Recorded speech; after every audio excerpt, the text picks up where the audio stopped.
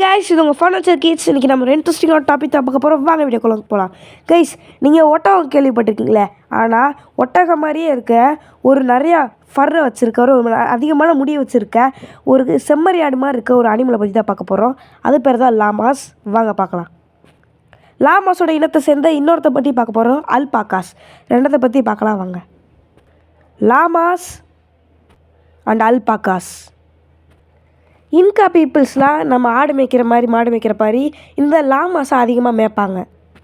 இந்த லாமாஸோட பால், அதுக்கப்புறம் இந்த லாமாஸோட தோல் இருக்கிற அந்த முடி, அதெல்லாம் அவங்க ட்ரெஸ்ஸாக போட்டிருக்கிறதுக்கு உபயோகமாக இருக்கும். இன்கா ட்ரைப்ஸ் இருக்காங்களே, அவங்க இருக்க எல்லா மிருகங்களையுமே கடவுளாக வழிபடுறவங்க. காட்டுப்பூனை, கழுகு, இந்த மாதிரி நிறையா தான் கடவுளாக வழிபடுறவங்க. இவங்க இந்த லாமாஸையே கடவுளாக வழிபடுவாங்க. அதுக்கு 2 பேர் இருக்குது. ஒன்று உர்க்கச்சிலா இல்லைனா உர்ச்சச்சிலா.